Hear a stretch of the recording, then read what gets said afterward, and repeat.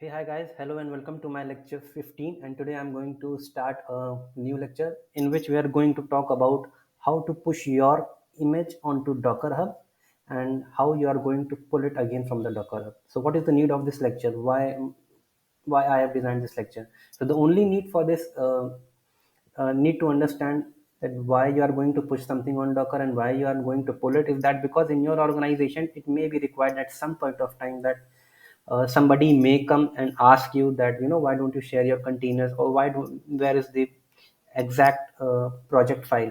So it may happen that some people might simply they tend to upload their images onto Docker Hub, and another developer, when the next day that developer simply comes in, can download that particular image and can build a create container from that image, and he can also see that what developer one did onto that particular project. So it may happen at some point of time, but I think we need to know how it works. So there are basically four simple steps how to create an image and to push it. So actually there were only three steps which are like that. We need to just create a Docker container, add some data because we need to verify that it is that same container that we built it, and you just need to create an image from that. And once that image is created, push it onto Docker Hub and again simply pull it. So there were just three steps, but I have added this one first step extra over here. The reason being because I got some requests from one of my friends and colleagues. They were having a very little idea of what EC2 instance is all about. So I decided to give you guys and everybody a little bit of demo how to create an EC2 instance. It will take hardly 2 minutes, and without wasting time, let's get into the demo. Right? So I won't waste your time, guys. Let's start. The very first step, that is, you need to create an EC2 instance and first configure it. So for that, I need to go into my AWS console. So I would request everyone to please note it down, the URL. It's aws.amazon.com/console forward slash. I'll just copy it out in front of you guys so that it becomes easy for you to manipulate. I know this is a very short lecture. Ideally, it should be a very short lecture, but since these steps are going to be involved, like creation of EC2 instance and going to the Docker Hub, it may take a little bit of time. So please be patient with me and just follow my lecture, and everything would be fine, I think. So guys, I'm going to sign in. I've already created my account. I won't show you how to create your own account, but yeah, I know it.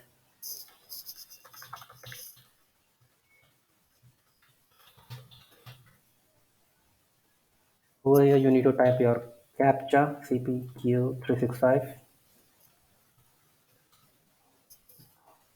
Sorry.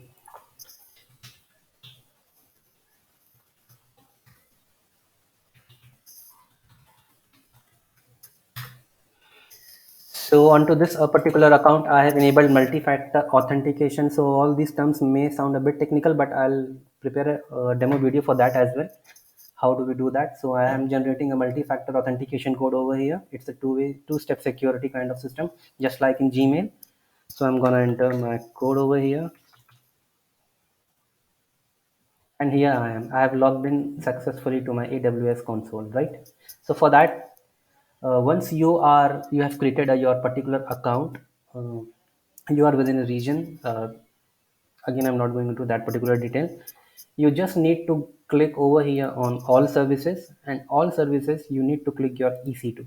So EC2, nothing, they are just instances like the way your you can say that like VMware, creates a virtual desktop. Those who have worked on VMware might be familiar with that particular uh, terminology.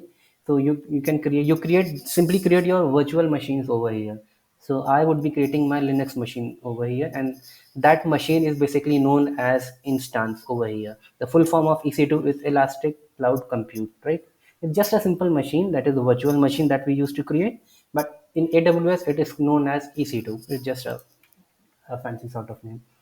Go here, you will see free tier eligible. Please make sure that you are creating your machine instance in the region provided, and that is free tier eligible, because AWS will cost you a lot if you don't pay attention, right? After that, you need to choose your type of instance that you are gonna create. So we will be only choosing the free tier that we are eligible for. We are not going to configure all these things or select, because they would simply cost a lot and a lot of money. So in order to avoid that, you simply need to click on next. I mean, there is no hard fact or rule that you need to configure all this. Leave it as it is. I will create a separate lecture onto understanding what all these basically mean. What is your network? What is your VPC you are working? What is your subnet availability zone? Everything I'll make sure that I'll demo to you guys in next lecture. But as of now, simply leave it and do not do anything. Click on next. Leave your volume. Do not need to add any volume, and click on add tags. On add tags, you can simply give a name over here, like I'm gonna give a name like mm, machine for Docker Hub. Any name you can give over here. There were some people who were really confused what to do into this particular steps. So just follow my lecture.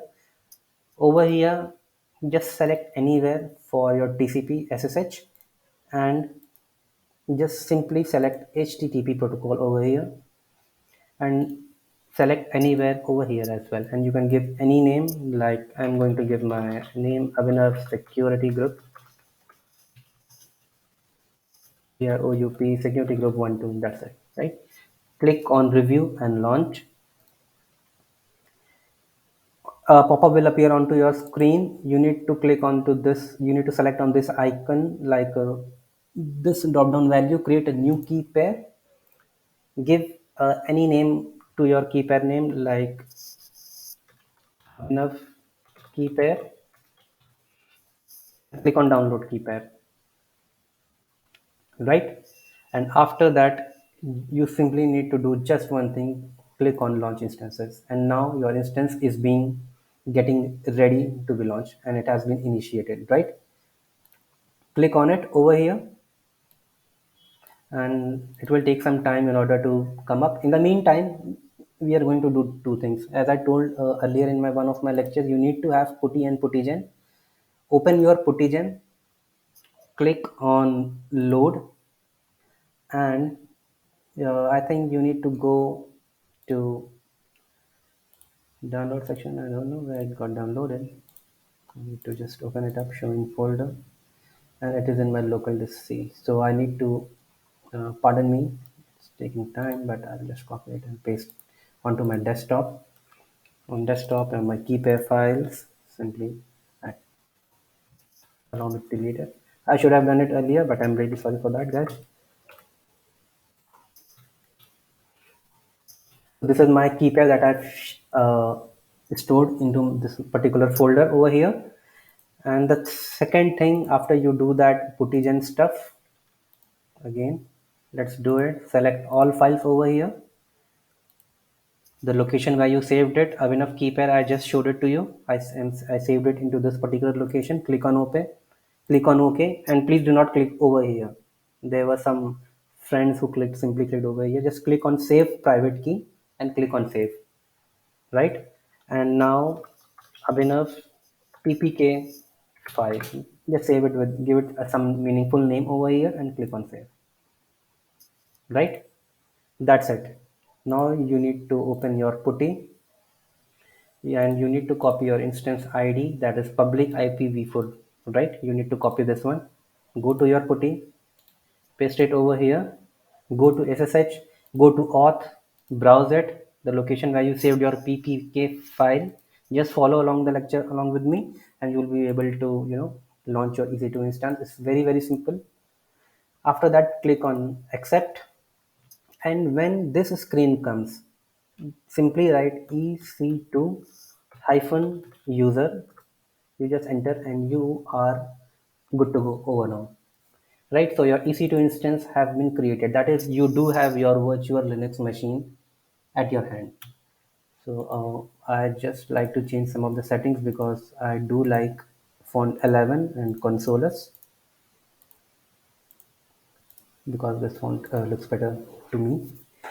And once your machine is ready, like in your organization, when a machine is given to you, it's not like that it is given to you directly and you can simply start working onto it. You need to install it. You need to install some software. You need to update your machine with the latest antivirus in your organization or whatever the security norms they are gonna follow. But over here, you need to update this machine as well, right? So the command for updating your EC2 machine in AWS is like yum update by. Sorry, I'm really sorry. You need to alleviate your privileges with a super user, and then you need to type this particular command. So I've elevated my privileges with super user, and here my machine got updated. So I'll note it down over here so that it becomes easy for you guys to how to create and to update. Yum update hyphen by. This will simply update your EC2 instance. Sorry. And after that, guys, once your EC2 instance has been launched, you need to perform the second step because we are doing a lecture on Docker. So you should make sure that a Docker should be installed and it is up and running. So yum install Docker -y. This will install Docker onto your machine. That's it. It's very, very simple. Don't think it's very technical or a tricky one. It's very easy once you get your hands on it to it. It's very, very easy, right? So your Docker got installed successfully. I'll note it down for you guys again. Yum install Docker -y. And once the Docker is installed, you need to make sure that your Docker is up and running. So service docker start. This is the command that will start your Docker engine, right? Because if you need to perform anything, let's say you are sitting into your car and you want to go from your society to a particular mall. So you need to start the engine of your car. Otherwise, you guys would be just sitting onto your car, right? You won't be able to perform anything. You will be just sitting idle. So you need to start your Docker engine itself so that it can also perform, right? So I think my service got started. The command to check it is service docker status. Great, it's up and running. So here finishes our step one. For those who really didn't knew anything or didn't know how to configure an EC2 instance. So I'll write the command over here for you guys. Service docker, first of all, check the status, and after that service docker start. Start your docker. So now we are going into the core part of the lecture from step 2, 3 and 4. These are the major ones. This was just an additional ones uh, because somebody requested me because they were having some issues. So guys, our Docker service is up and running. We configured our EC2 instance. Now the only thing we need to do is that we'll create a container, and we all know what is the command of creating a container, right? So Control L, clear your screen. Docker run -i T. I can also write it like -i-t, but I'm writing it combined. Give it a meaningful name, and let's say I am giving a name like container one, and I want it to install Ubuntu in it, like the image name, and then /min/bash. Everything I've mentioned earlier, why, how this command is get breaking down. So just hit enter, and it will create your container, right? So we are now inside our container. Let's say ls, we do it. And again, I'm coming back over here. So the whole purpose of how to push and pull your particular image is that create a container, and then from that container create an image, and then upload it to Docker Hub, and from another machine try to pull that image and verify that this image is of this particular Docker machine. So how do you verify that this image, the image which I would be creating, would be of this Docker image, sorry, of this Docker machine? So for that, allow me to check my that I am in the root directory already. I'll simply go to temporary file ls, and I'll create some of my files like touch file 1, file file 2, and file 3. Guys, I have created 3 files over here in the temporary folder, but in terms of Linux, we call it directory. Into this particular directory, I went ahead, I created 3 files, and now I'll simply exit from this container, right? So why I exited? Because I now need to create an image of this container, and I would be putting this image is just like a template. I'll put your template over there containing some set of instruction onto Docker Hub. Once a person goes to Docker Hub login, that can pull that particular image, and once you pull that image, you would be able to use the same thing over here, right? So the command over here, with the help of which you contain with the help of which you can create your image, is like docker commit, and then it goes your name of your container, and the name of my container was container 1. And now I want to give it a meaningful name. So in order not to get confused, the name of the image which I would be creating would be like image of container 1, because I don't want to get confused myself itself, right? My image has got created successfully. So I'm not inside my Docker machine, I'm inside my EC2 machine. You can check pwd, right? The current working directory, it is home/ec2 user. So at this point of time, you can check how many images you have, and I have created successfully an image. I already told it earlier how to create an image. I just demoed it right away, straight away, right now. So just create a container, add some files into it so as to make sure that this is your container, and again and create an image from that container, right? So the image has got created successfully. Well done.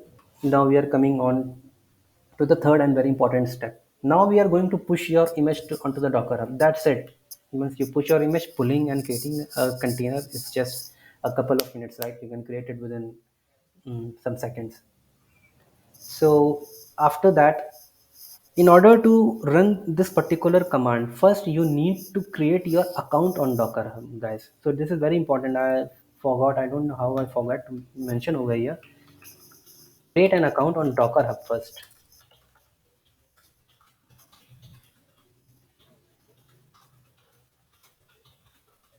in order to run below command. So for that, I need to go to my browser, hub.docker.com. For you guys, I'll mention it over here, the name of the website. Go over here and create your account. I'm really sorry I'm wasting your time of you guys, but I just forgot over here. Simply create your account. I'll create a name, a very, very fancy kind of name. Just try to make so that it becomes easier for you guys. Any name I can give, like initially like Abhinav Doc, right? So this would be the name of my account,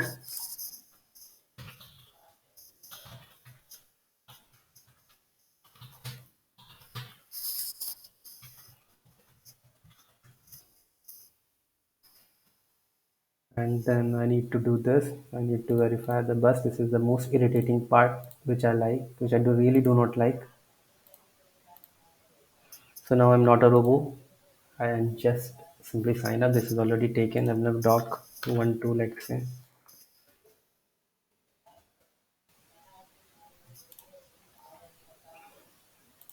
These are all time wasted scenarios, guys. Pardon me, I cannot do anything.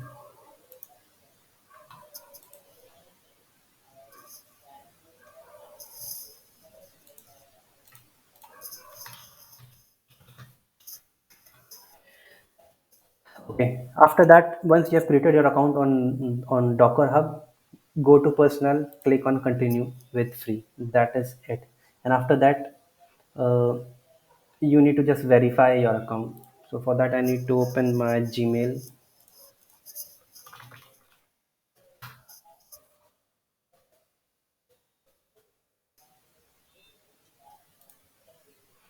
verify your email address. It gets verified instantly. And now here I am, Abhinav dog 12. This is my username kind of thing, right? So I'll refresh this page only. So once you refresh, once you create an account, go to Docker, create an account, you will get this user ID, and we need this, right? This is very important because I'm going to create commands from this user ID, and how I'm going to show you.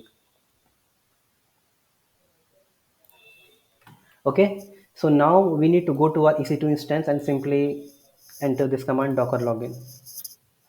Control L, docker login. So it is asking me my username. So my username was Abhinav Dog 12,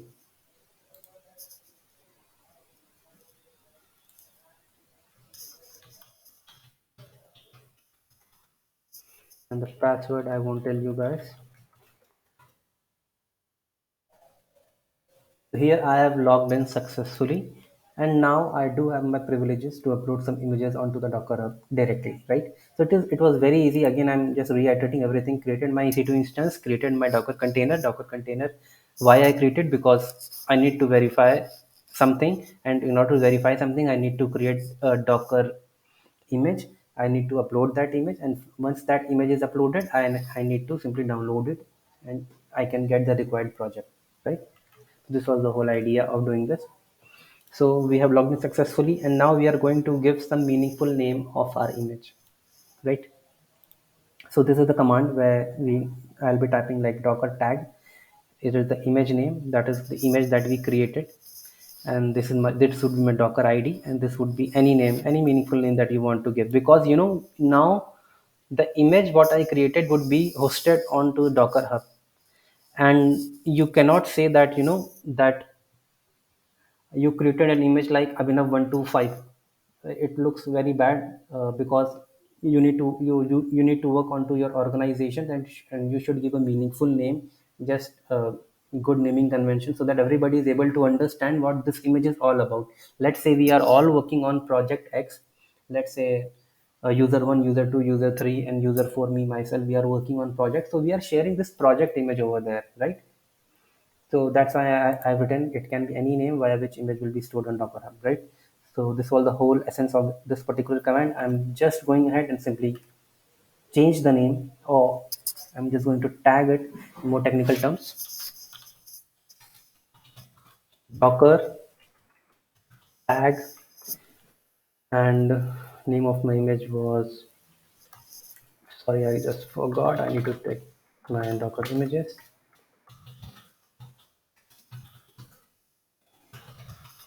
Docker tag. Then after that, you need to give your Docker ID. My Docker ID is Abhinav DOCK12, Abhinav Doc. And before that, you need to type in the image that you got created, Docker tag your image name, and after that, your Docker ID and the project on which you are working, or give it some meaningful name. Why I'm saying project? Because people normally work on some projects. So I am going to rename image of container one with some meaningful name. So let's say it is my project of, let's say project XYZ, right? Simply hit enter, and your work is done, right? After that,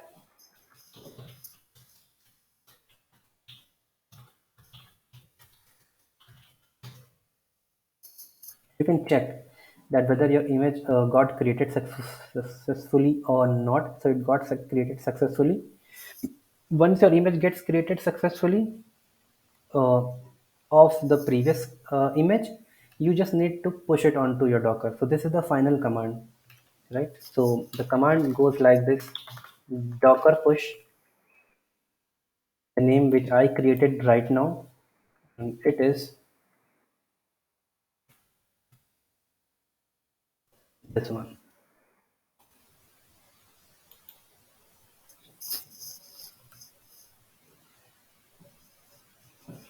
So in the meantime, it is getting pushed onto my Docker Hub, and now we are going to verify that whether this image got pushed onto Docker Hub successfully or not, right? So I think it got pushed successfully. How to verify it? You need to go somewhere. Where we need to go? We need to go onto the Docker Hub. Simply refresh the page. Once you refresh the page, here is your project XYZ. So it got uploaded successfully, right? So now as a developer or as a QA tester or as some of the functional team members, I have uploaded my project from my Docker container onto Docker Hub. Now let's say you as a developer or you as a software tester, you need to see what is that project all about. So instead of sharing container here and there, it's better that you can download it from the Docker Hub itself. So now comes our third part. Overall comes the fourth part. We are going to pull our image from Docker Hub. So we can do it via another EC2 instance. So this will take some time, guys. Allow me to create EC2 instance in the meantime, and then I'll verify.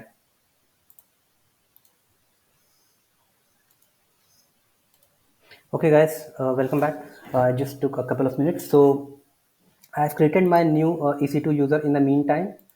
Which one is this? And this EC2 instance I have created in this Sydney location, right? Earlier one was created onto the Mumbai region, and now let's say there is another developer in your organization who works from Sydney location, and that person has launched his own instance via AWS, and that person needs to see what you have done into onto your project. Simple, right?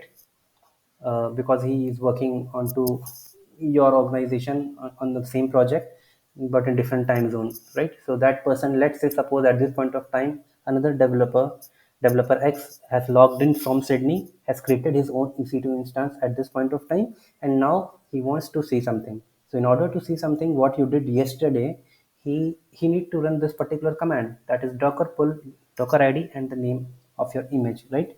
So my docker id is,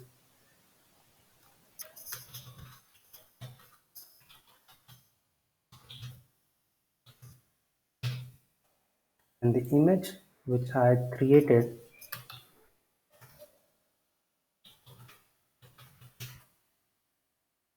is this.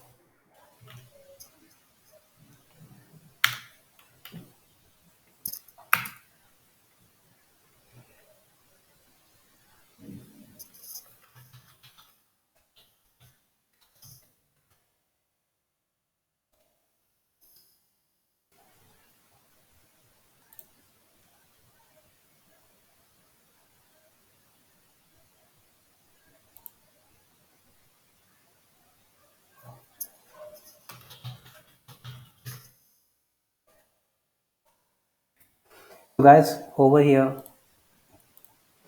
what we did is that we simply pulled the image onto our latest new machine, and this work is being done by another developer, and he did it with the help of this particular command docker pull. This is the docker id slash your image name, right? After that, you need to create your container.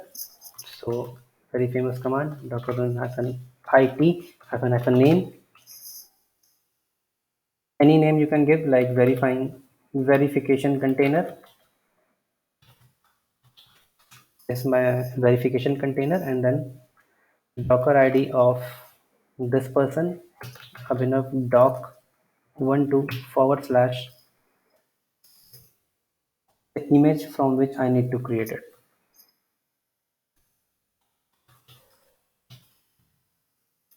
forward slash bin forward slash bash ls, go to tmp ls, and bingo. We have successfully downloaded the image from the docker hub on another ec2 machine. And how you need to verify? The IP of my initial machine was like 33-186, and over here IP is not being. Okay, so I hope you guys know why the IP is not being getting shown over here. If not, let me tell you. So now it is has started showing me the IP. So EC2 instance has its own IP, but Docker containers do not have their own IP, right? So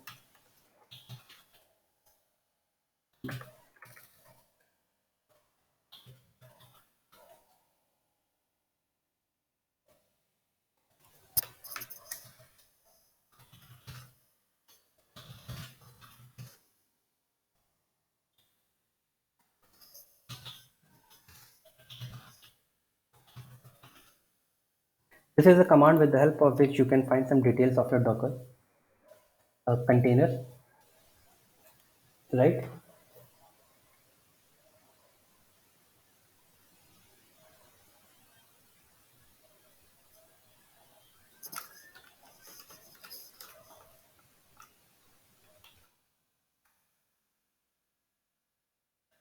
I think I'm doing something wrong over here. Yeah, I got it. Docker ps hyphen a. Yeah, even I got confused. So guys, Docker inspect in the name of your Docker container. And once you do this, you simply go over here and you see the IP address. So IP address is not being getting displayed over here. So your Docker containers do not have their own IP address, right? So please do not get confused with Docker containers, because they also in one way or the other work as like some virtual environment, and EC2 instances also are like virtual machine. But in order to make you understand this particular phenomena, it will again take half an hour or 1 hour lecture. It will take a lot of time to make you guys understand why the IPv6 is not present over here and why IP address is not being present over here. So just make sure. So I was just coming to the fact that I created my second instance. IP was 4787. Initial one was 33186. So what I did, again I'm reiterating, I created my Docker container, I added some data over here. This was my first image of the step 2. I do ls.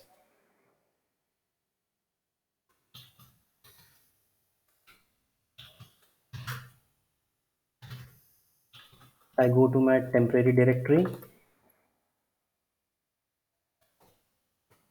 Sorry.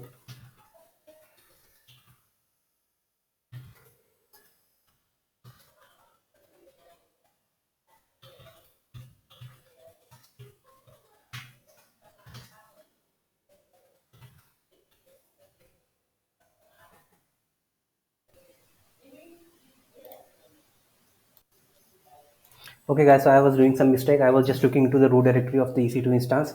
This is not what I did. Again, I am reiterating everyone. So the very first step, we created our EC2 instance, and after that, onto the second step, we created a Docker container, right? Into that container, we added some data. I just forgot because I was looking into the root directory. So this was my container. I started it. I attached my container. I went to the temporary directory and I saw that there were 3 files that I created initially, right? So just to reiterate everything, after that, I created an image from this container. So this is the image which I created. So the name of my container was container one. Again, I created image of this container, and now I need to upload it to the Docker Hub. So for that, I went to visited this particular site. I created my account, Docker login, and after that, I tagged it, because this is a office level scenario. So you need to upload it onto Docker Hub with a proper naming convention. So I just renamed it to some particular project name, and I just, after renaming, I pushed it. After pushing it over here, I just, what I observed is that it got created and got uploaded. And after it got uploaded, another developer from Sydney created his own EC2 instance over here with the IP 4787, and he simply downloaded it. And once he downloaded it,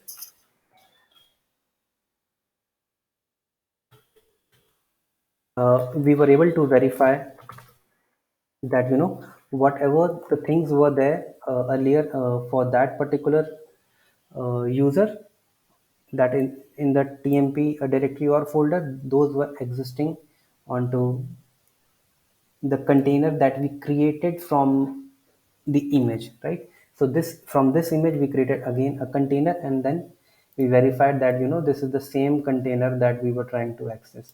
So these files are not files, they can be your application as well, right? So what we uploaded, this is what we received. So guys, this was all about this lecture. I know it is a really very long lecture, but it took us some time because the creation of my next EC2 instance took some time, and there were some things in which even I just got confused. So guys, in order to avoid all confusions like these, you need to follow these steps, ditto, same by same, in the same fashion, and then everything would be sorted out. This was a very simple lecture, but it simply took time because a lot of things were required to be done. In order to explain it takes some time to make people understand some phenomena or basic phenomena, right? So guys, this was all about this lecture. I hope you guys liked my lecture. Thank you everyone.